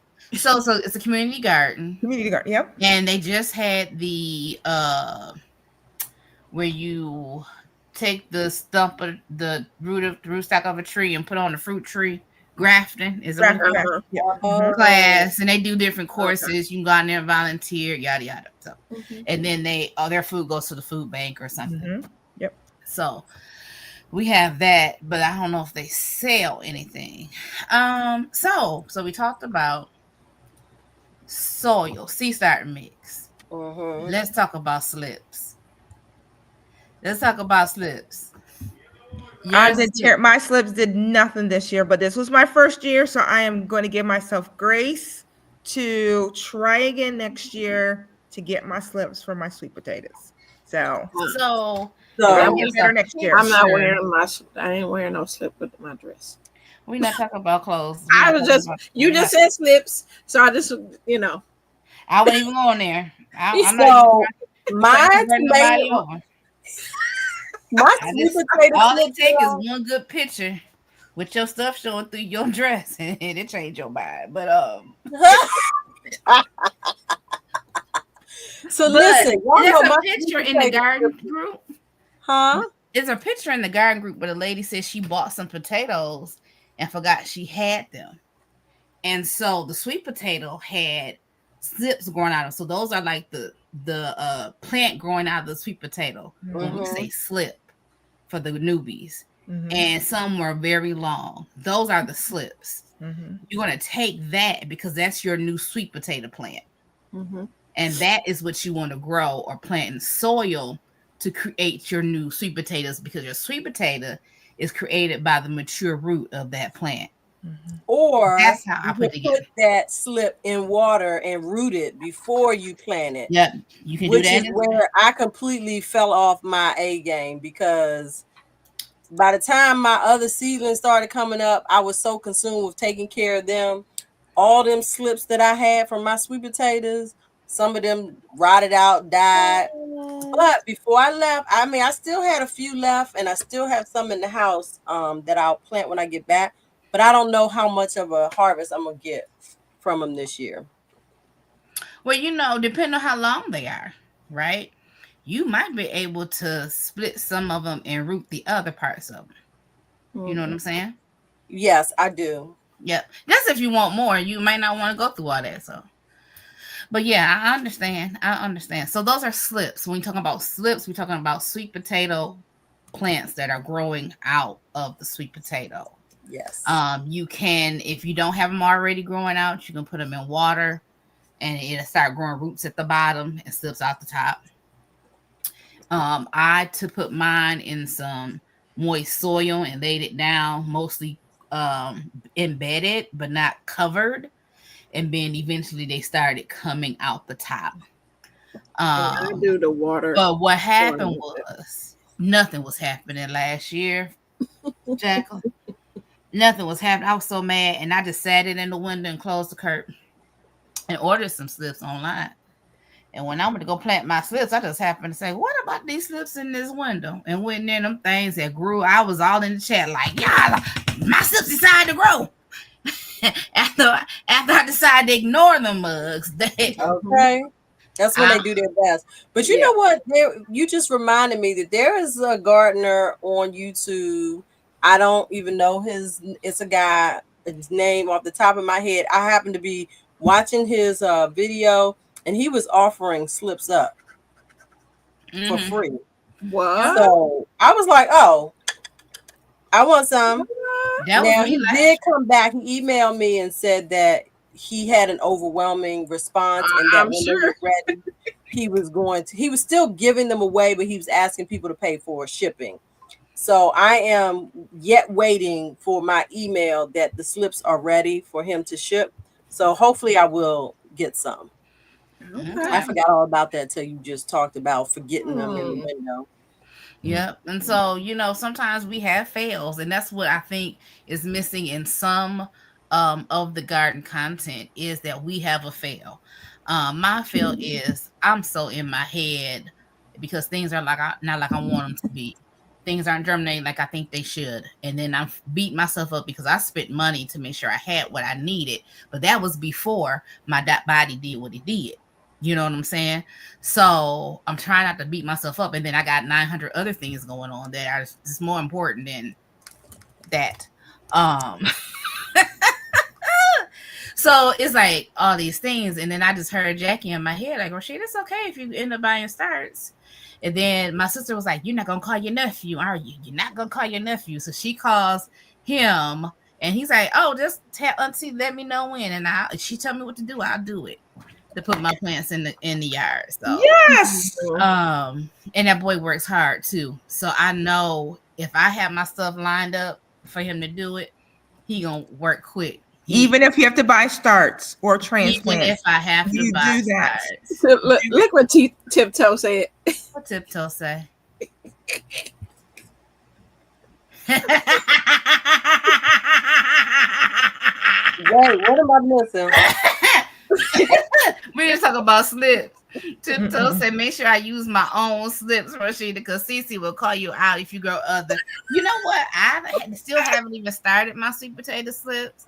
And honestly, you still have time. To the conclusion, I do have time because last year I didn't start mine till like the first week of June. Yes, you're in a different zone. And the temperature got down in the 40s when I put them in June in Michigan. So I feel like I got time, right? You got time. But if I don't, let's talk about that a little bit because, and I think you have mentioned it before, the fact that you are in a very different zone than the rest of us, how it is challenging because you hear and see us doing things and you think you should be doing the same thing when in reality I'm not. You shouldn't be. Girl, no. And it was one when I tell you it was almost 80 Friday. I came back from physical therapy. My sister took me to my mom's. Went over there, sat on the porch for an hour. It was 80. The sun was shining. It was breezy. And I'm looking at the garden. I said, this will be a good day. Fake to spring. Get that stuff out of that garden. But you know what? I set my butt on that porch. Yeah. Fake and spring. now, and look, and then yesterday, it was cold. Yep. Like 52. The high was 52. Windy, cloudy. Yeah. Partially rain. I said, you got to be. And that's how it is back at home. Yeah. My daughter ended up sent me a video, and I'm like, wait, y'all got on coats and jackets. Like, I was just there Thursday and Friday, and it was hot. Yeah. And now they got on coats. So, yeah. So that's my garden. Yeah. So with that, I'm trying not to. This is what I'm trying to get my mind. It'd be great because if you think so, last year I did all my potatoes in bags. I did my melons in bags. When I got the new beds for the fall, I took all that spent soil and put it in my new raised beds. Those new raised beds, well, one of them still ain't full. Those new raised beds are for my collards, mustards, and turnips. Mhm. Them is not for no potatoes. Mm-mm. Your So potatoes for in me to grow bags. potatoes back in the Right. bags, Yeah, I got put to them get potatoes more. back in the bags. Yes, ma'am. Yeah, so I got to get more soil. So Mhm. it's just like, oh, now I got to buy soil, but I got to do this on long-term disability money. That's a whole different thing to me working everyday money. You know what I'm saying? Mhm. Mm-hmm. Mm-hmm. So, but I'm trying to say if I've decided whatever I do will be great. But But if I whatever you can't do, do it okay, all, that'd you be can't great do it too. all, but It'd be great Facebook, too, right? Facebook is great for free compost, right? Put that in the bottom 6 inches. You say you have 17 inches beds. So fill up like the 10 inches down at the bottom with all that free compost, free manure. Find it on Facebook. Have that good nephew of yours go pick it up in those bins, dump it in there, and then just buy soil for the 7-8 inches at the top where your plants are going to grow anyway. Like try to fill up the bottom of your beds with free stuff. I Mm-hmm. got you. Facebook. I got you. Well, the beds are full, so it's Oh, the the beds Jacqueline, bags. the are full. free It's Okay, the the they're free bags full. I want stuff to fill up. on Facebook Marketplace. Girl, I've been looking on our marketplace. My marketplace is trash. Ain't Jacqueline, she just know how to do it. She Jacqueline gets just it be done. finding all the good stuff. I be seeing that they be like, we got old baby clothes, and I'm looking at clothes. I'm like, 2x4 they got some 1970 Costco baby raised clothes. bed. I got it for free. A 2x4 foot Costco raised bed. Somebody was getting rid of it for free last week. I made my way right on over there. Someone's getting rid of 4 foot light bulbs, those ones that go in those shop lights that you can use to do your starters inside. Yes, ma'am. I went and got a box of 10 of those for free. I'm the Facebook Marketplace free queen. So, Jacqueline, you told us about it. I think it's an app. I got a call. Hold on. And I refuse to download that app because You I can get see it as a busy. problem. I see it as a problem because I'm gonna be seeing stuff that I want. Knowing goodness well, I don't have room for it. Did y'all hear my husband? He just said, mm-hmm. That's the hired help. Hired help. Sorry. Yes, the hired help. Jacqueline says hello, babe. Hello. But no, like I said, I can find room for a 2x4 raised bed somewhere in my house. I picked up a free wheelbarrow. That wheelbarrow is going to become where my flowers are going to go. It looked beautiful with the petunias hanging off the edge. And I can put that and it looks nice because we're, like Miss Shelly says, we want our gardens to look also aesthetically pleasing. So I figured I'd pick up that old wheelbarrow. The tires are out on it. I don't care. I'm going to drill some holes in the bottom of it and I'm going to make it a real cute little flower bed for all my plants. So there's a lot of things that yes, that freebie alert can get a little busy and I will turn off the notifications sometimes. And then sometimes I do keep it on because this time of the year, people are getting rid of free garden stuff all the time. That is so funny. So I just went to go look to see. Let me tell you what I missed. Garden fencing. Yep. It's Free. plain. I don't need no fence. Greenhouse. It's balled up in the corner. I don't want that. Greenhouse? Yeah. It's a little greenhouse, like a little. All right. Yeah, it might be balled up in the corner, but it will work. That's how mine was too. Mm-hmm. And now it stores all my pots, and it's awesome. Yeah, I can't wait to get my greenhouse together. That's a project we're going to work on when we get back. Containers. I don't need nobody's containers, y'all. I got containers. Daniel Evans, I'm going to just say amen. Thank you for joining our live chat tonight. Yep. All right. All right. So we got what's up in here. Go back to the list. So we got potty mix garden soil. So we did potty mix. When do you use garden soil? Let's be very specific of when to use it. I would say you will put it in with your. I always tell people use it in your native soil. That's what I've been told. Definitely. Mix it with your native soil. Some people use it in their garden beds, but they use it after they add the vermiculite and perlite. But we haven't talked about that yet. Don't put them in your containers. Yeah, they're not good for container growth. So don't put them in your sips. You want potting mix only in your sips. Don't ever put garden soil. Garden soil is for when you're going to put it in the soil. Like if you're going to do no-till, throw your garden soil in there, put it on the bottom, or like Miss Sheeta says, if you're going to add the vermiculite, you're going to add your worm castings, you're going to add your perlite, all that kind of good stuff that you might be adding. Only do it if you're going to do it in native soil. Don't use them in your containers. All right. Cici, what you eating? Yeah, because we all share our she didn't pull something new out. Bluebell ice cream. Bluebell ice cream. That sounds really good. Good evening, Food Forest Permaculture. Thanks for joining us. All right. So Shelly, let's talk about we talked about fungus gnats already, right? I heard y'all talking about it. Well, it was the vermiculite and cinnamon. We didn't tell them how to do it. So go ahead, Miss Shelly's ready to talk about this.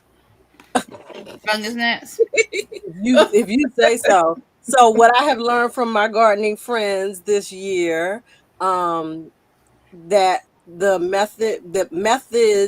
are methods to keeping the fungus gnats and mold down. One of which is to put vermiculite on top of the soil after you plant your seedlings. And vermiculite actually helps with maintaining moisture.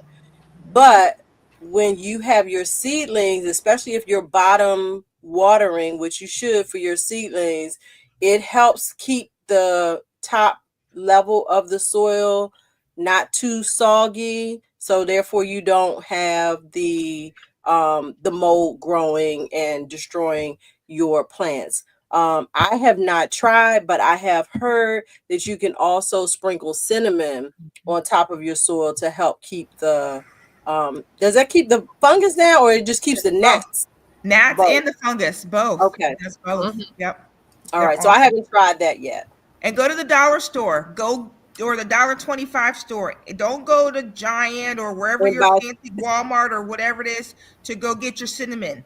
Go buy it at the $1.25 store, Dollar General, for $1 for that container. Thank you for reminding me of that, Jacqueline, because you know me. I will just go and I'm in this go to Amazon for it. Or even Amazon, get the big bottle or whatever, but don't spend McCormick brand cinnamon. Buy your dollar store brand cinnamon. It will do the job. Mm-hmm. All right. And someone asked what kind of soil not to put in containers. Once again, do not put garden soil in your sips, in your containers. It's too heavy. You need potting mix. You need something that's going to be able to drain, to let the water out or keep just enough water out, because garden soil is just going to hold water in containers, and that's just going to mess up your roots. So don't use garden soil. Use that in your raised beds.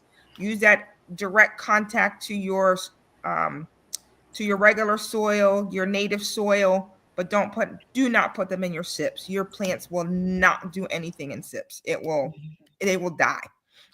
Yeah. Yep. All right. And we don't want them to die. We want them to live. And declare the works of the Lord. You better tell them. Yes. Right.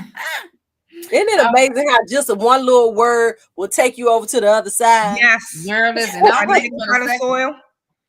garden soil, I should say garden soil. You will see potting soil, which is fine as long as it's got coco coir, sphagnum peat moss, that.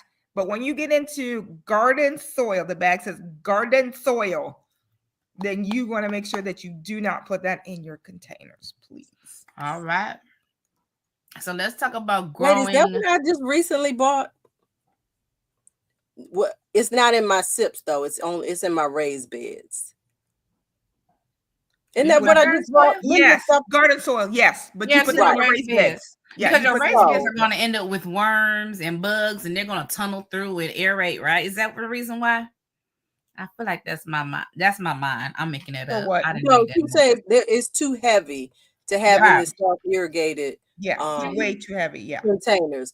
But what I do want to say is, so I recently purchased a ton, and I do mean a ton of soil from Wally's World because it was on sale. 2 cubic foot bags were like $4 and some change, Yeah. and we probably purchased about That was a 40 lot in the back of your bags. car. Yeah. Huh? I said Well, that we, was a lot in the got back of your we car. got 2 loads, so we probably bought about 40 bags. I have 3 bags left, which I know I'm gonna need some more because I have a couple of my 1 foot raised beds that I have not filled yet. But what I want to say about that is, when I shared it in our garden chat, Jacqueline said, she's like, you're gonna still need to amend that, and so I'm sharing with you all that I did amend that garden soil in my raised beds. I had big bags of vermiculite and big bag of perlite, thanks to Jacqueline. And so I added those things to the garden soil in my raised beds to help aerate that soil and make it a little more of a happy place for my plants. Awesome. But let's talk about that too. So Shelly opted to buy the big bags. If you've got 5, 6, 7, 8 beds because you just went all in, you're like, I'm gonna be Miss Cici level gardening here, and went ahead and bought all these beds. Think of an option of possibly contacting buying loads of good potting soil or good garden soil. You can buy truckloads, $60, and then probably use it to fill all your containers versus Girl, I don't know buying. where you talking about no $60 at, but because I did Everywhere's get a different. truckload when I did the first 3 8x4 beds.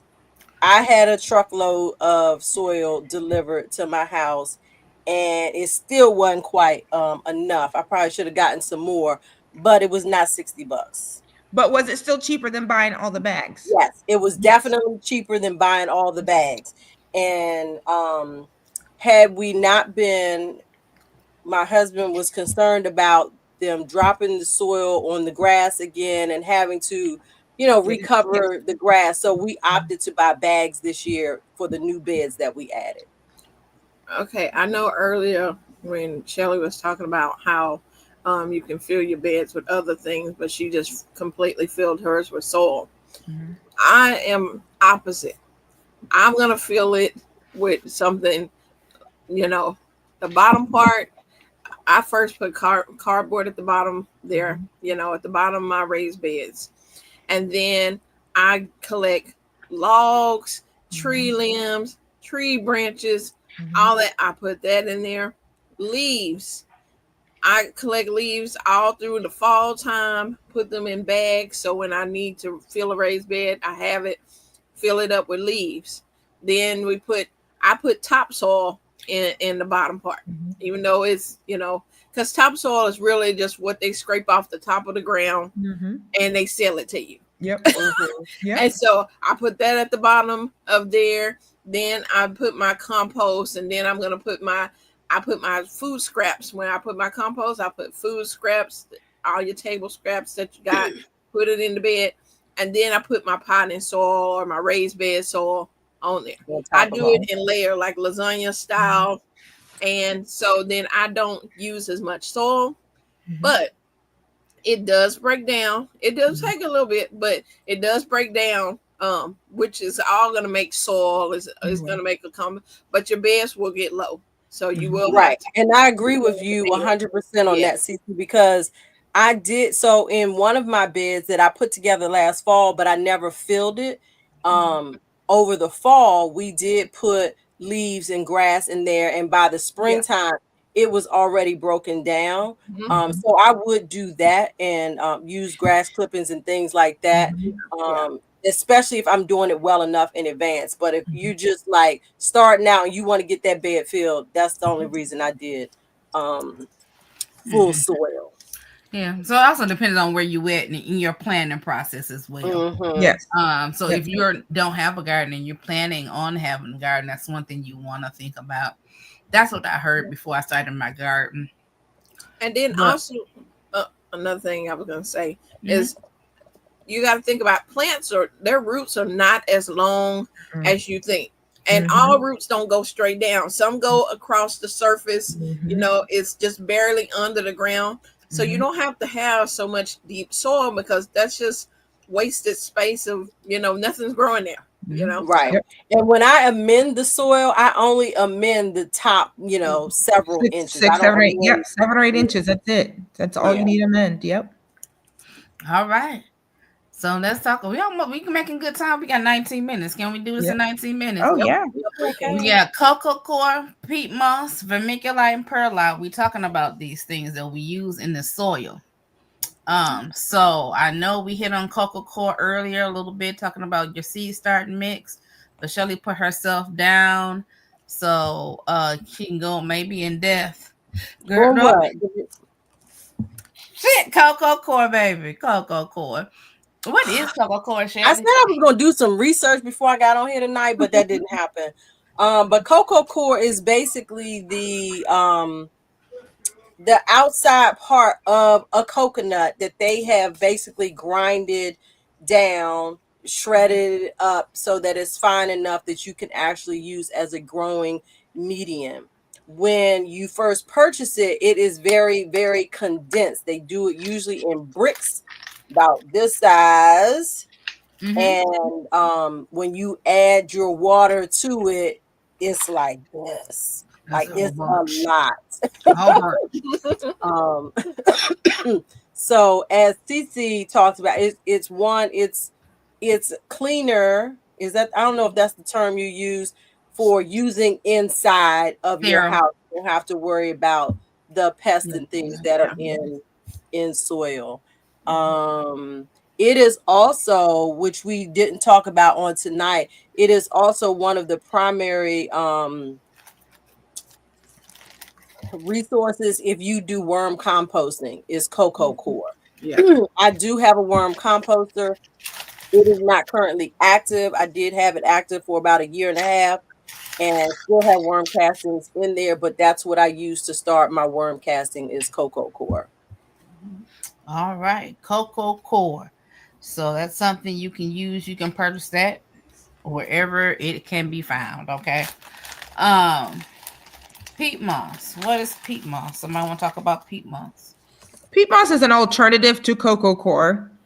Just that a lot of us are using cocoa core because it's better on the environment. Peat moss is destroying a lot of the peatlands. So you're going to hear people, like Cici said, people got their own camps. I don't use peat moss because I don't want to destroy any more of our lands, and peatlands are, people are very passionate about not using peat moss versus cocoa core. So they're used alternatively. They both do the same thing.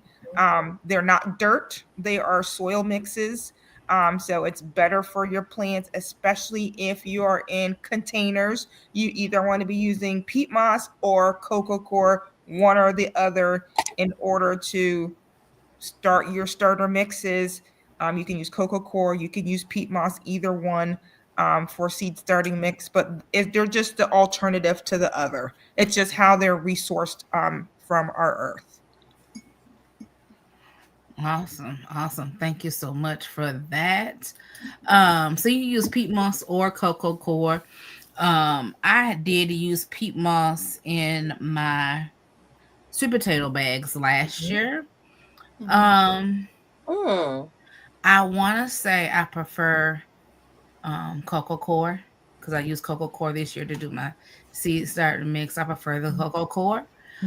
Just reading up on it, and y'all do know that even though this is a beginner's thing and we're giving you some information, you don't have to take our word for anything. You can always do your own research, read up, make your own decisions, so that you know what's going on. So Cynthia, you want to talk about perlite or vermiculite?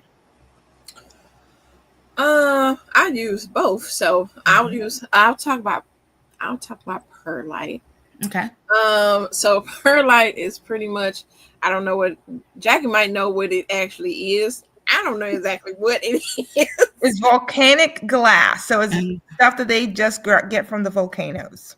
Okay, the volcanic Glass. Glass. perlite.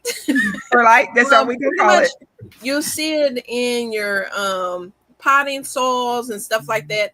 What it is to aerate your soil. So that is what those little white specks that you see when you have your potting mix. That is what it is. It's to give your air can be able to flow through your soil better. The plants be able to push their roots through there as well. So it just helps break up the soil, so it won't be the potting mix, so it won't be so tough on the plants. So Okay, I'm laughing at Tiptoe. Says tips out the chat to go buy a huge block of peat moss. I don't know if she bought a big block of peat moss or cocoa core, but anyway, I thought that was funny. The Educated Natural, I think Cocoa core has sauce in it right here. and to make sure it's buffered. Peat moss is acidic, so make sure you have lime on hand to balance the acidity to bring down the pH if needed. Yep. And so, or if you need it to be a higher pH soil, you could use peat moss as a medium. I think I read something like that before. Thank you for sharing. I don't think thank you, Educated Natural, because I hadn't thought about that, but when I saw your comment, it made me think about when Jacqueline and I were putting my sips together that we actually mixed in domitic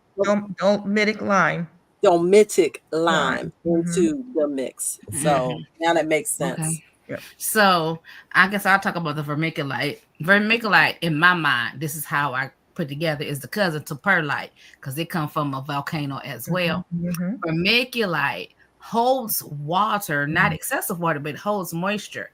So your plant, your soil can keep moisture content. So when I first started, because you're saying, because this is how I thought, well, if I wanted to drain, I'm using perlite. Why do I want to put vermiculite in it if it's going to hold water? Listen, you want the water to drain, the excessive water to drain. But you also want some water to be retained in that soil so you ain't watering every 2 seconds and your roots go dry. Okay. So I learned that. So you do need both. All right. So vermiculite and perlite. So I feel like we covered a lot of material. Y'all know I love education, right? And I'm not talking about school education because I can't do that. But I like learning new things and I like sharing what I've learned. And so I feel like this was a great beginner session. If you know some beginner gardeners, go ahead, share that with them. We talked about, we didn't have a lot of interactive pictures and nothing like that because I don't know how to do all that right now, but I think it was good. If you have any other questions, that was awesome. It was everything. Great session. If you have any other questions, you can contact me at ironbrandage@gmail.com or any other ladies that you are following, that you are watching through. Lisa, if you are here, Lisa's not here, but if you're following us and you follow Lisa, if you follow Cynthia, Jackie, or Shelly, you can ask all of us that question. That'll be something that we can get together and talk about. But it is just great talking about the garden. And so these are just some simple terms. There's some other things. Me and Shelly kept saying there's got to be some more we can tackle, but I think this list was enough for tonight's session. Right? It was. Always circle back because we're going to always have newer people to talk about that. And so we appreciate you joining in. Ladies, you know what we didn't share, even though we talked about a little bit what's happened in the last couple of weeks in the garden. Or not in the garden, in life. I feel like I tell my life story every time we come on. So and somebody else got something they want to share for the last 2 weeks. I got my cabbage. I got my cabbage in my raised bed. Okay. So I got that in. I'm going back to this. Like, I don't know how to keep things watered, like making sure that things get watered. Like, I'm not good with this raised bed stuff. Like my sips, I throw it in there. I throw water and it self-waters. And I got to remember to go out to my raised beds and water them. How often do you fill your sips? How often do I what? Fill your sips. Right now, once a week. Are you watering once a week? Can you water that when you do your sips? I guess, but I don't know if it's going to be enough water. That's my Well, issue. this is a learning curve, right? Yep, this is a learning If curve. you give it a week, And she's you a go out lazy there, gardener, so and she's you give it a struggling with week, that. and you go out there and that soil like, then you know week is too long. Yeah, a week's too long. Yeah, You need to go 2 days before you go do your sips. yeah. You know what I'm Yeah. saying? Or maybe if you, let's just say you do sips on Monday, just for my mind. Yes. Maybe you do sips on Monday and you water your cabbage on Monday. And then Thursday, I'll set check you a it. reminder on your phone. Thursday, go check your plant, see if it needs some water. If it do, give a little love. Yep. And then on Monday, you back on your sip schedule. Yep. It don't have to be hard. I know. It And don't. you But can like get Shelly one of says, those probes that you can put in the ground and check the moisture. like Shelly said, I'm a lazy gardener. I'm telling you. Girl, I'm trying to. I am too. That's my garden be a mess. But I'm trying to. I'm gonna get me some of these sips, and I'm gonna start to get some irrigation. I'm gonna get some stuff automated. Cause listen, Yes. I don't mind growing food, and sometimes I like putting my hands in the dirt, and sometimes I don't mind being out there. But sometimes, when you don't have the time, your plants Time suffer. gets you. Yep. I mean, are you really a gardener if you have all this automatic stuff and it's Yes, doing everything? I You're just absolutely standing would. there Say that again. looking Yes, I Cece. am. and saying, Say that "Oh, again. look, Are you garden, really it's a automatic gardener? to do everything. I just stand here and look cute." And don't automatically pick yourself. Do you know how much time it takes to get it automatic? It still took me She's time to get it automatic. That just means you're smart. But yes, God's desire, I'm going to set up a schedule on my phone for my other plant. Yeah, just try it. It might not be that hard. And since you only have the one raised bed, One. yeah, you only have to water the one. I love watering. That's It's like good. therapy in itself. I like sitting there watering. I'm a waterer. I just want to sit out there. I water it, get them watered, and then I just like to sit out there and talk to them and touch them. And that's how I connect with my plants. Yeah. Watering is not going to be a problem. Right. It's not going to be a problem for you. Automatic gardener. Yeah. And Cynthia won't judge you even in her mind. She can judge me. That's okay. And that's all right. I will still go out there with Listen, you're not my gonna judge me today because I want you to know, Cici, that when I was planting out the garden these last couple days, girl, I was in the dirt, like bare hands in the But dirt. did you get My dirty nails though? were so dirty. I said, "Oh, Your Cici hands, that so was proud it. of me." You should have sent us a picture. I meant to, but I was too busy. I was really way too busy. But I really thought about it while I was out there. I said I need to take a picture of my hands and put this in the chat. Yes. But let me tell you, because I've planted out my whole garden, I'm gonna focus on just one thing that I am really inspired by. Don't be laughing at me, Educated Natural. So I think I had posted I think I did a YouTube short about the onions that I had growing, and remember I had showed that one was like well above the soil, and I was using my little seed thing to push it down, and somebody commented like, "Nah, that's not gonna work." But I am here to tell y'all that when I planted my onions out, not one of them was dead. So I am looking for a very full harvest of onions this season, as long as they do well outside, because they are looking good. I'm glad to hear that. I'm glad to hear that. Yes. Woo. Even my husband, he was saying, "Well, you can still see the roots right here," when he was out there sort of inspecting my work. That's what I'm gonna say he was doing. And I was like, "No, all you want is the roots up Just the underneath roots. the And it soil, works. And so what I did when I planted them, I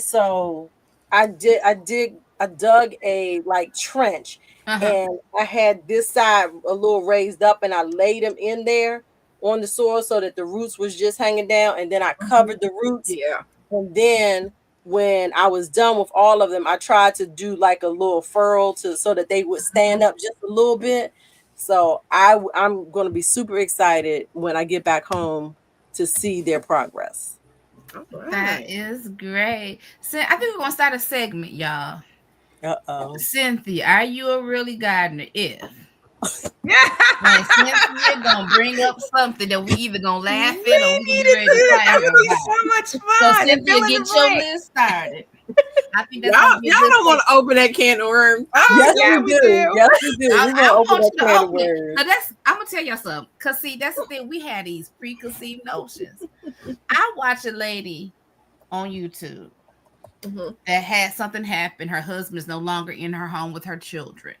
So she's rebranded her page and says she's a single mom. You know, people was trying to tell her that she wasn't single because she wasn't struggling. She wasn't single because she had a husband and he left me. She wasn't single. How you gonna tell that woman she ain't single? You ain't a single mama. It's not you a single mama because you struggle. If you single and got kids, that make you a single mama. That's the end of that. Period.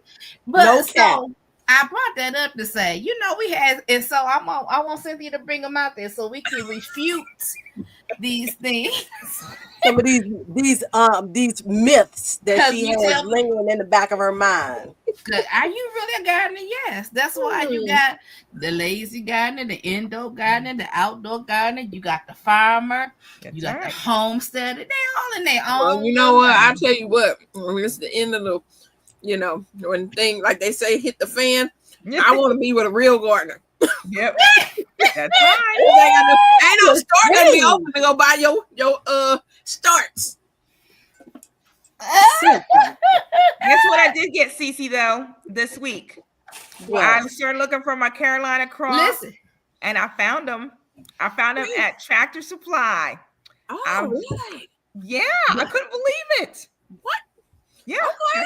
Tractor Supply has so I got my 200-pound watermelon coming up.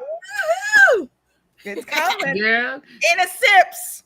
So let's talk about that real quick because this is pretty much the final week to enter Watermelon Wars. You have to Answer. Wednesday. Okay.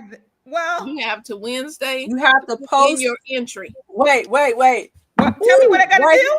Wait. Video. You gotta post a video. That's not fair. You gotta post a video. You and have only to have post to a Wednesday. video in April in order to enter Yes. the Watermelon Wars.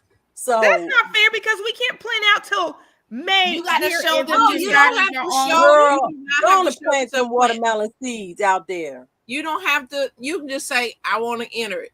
Okay. You can say something about this is whatever your channel name, and I want to be part of the entry of Watermelon Wars. All Oh, right. we don't have to be Watermelon Wars. planting the seeds. You don't have to plant. No, you don't have to see them getting planted. Here's my video right here. Do you see my video? No, I want to see it on YouTube. Yeah. No, we have been fussing with Jacqueline about posting her videos that she has clearly been recording and not posting on her channel. So can y'all in the chat right now just give Jacqueline some encouragement? Tell her to go on and post them videos. They don't need to be perfect. See, no one said They're in the anything. back. See? No They one- about to tell you. They about to tell you. But yeah, because you don't have to plant it from seed. It is not that you have to plant your watermelon from seed. You can buy a start, transplant, whatever.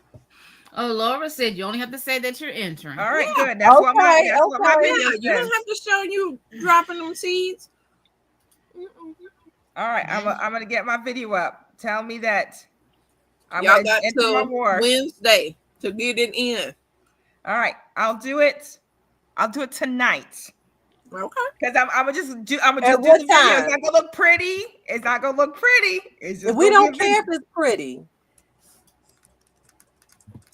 You guys are You mean got to to me. use the hashtag, Yeah. and you also have to at Broke Farmer. Is it Regina? Gina versus Gina. All right, Cici, just And throw it up in the Corey yours chat so I know Yeah. what to do correctly. There's the Okay. Watermelon Wars 2020. I got to do mine too. So Yep, do y'all do just enter. Say y'all gonna make broke farmer pop out. Let's see. He was in here last week. He ain't come here this week. I know. He probably Wait, no, I working. thought he was in here. It's all right, y'all. But it's been real. It's Tell him we really coming has for been him. real. I've been creating images for it. Y'all wait till y'all see it. It's gonna be nice. It's gonna be nice.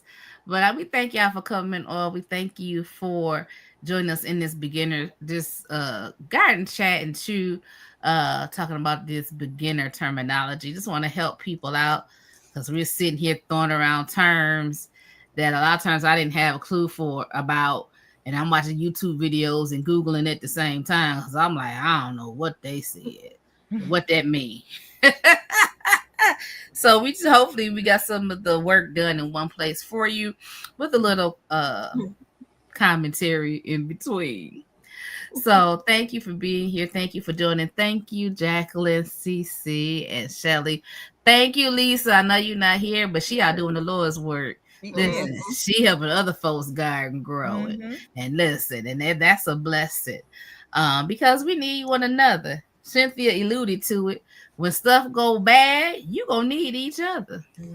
You gonna need each other, and you gonna need more than just a garden.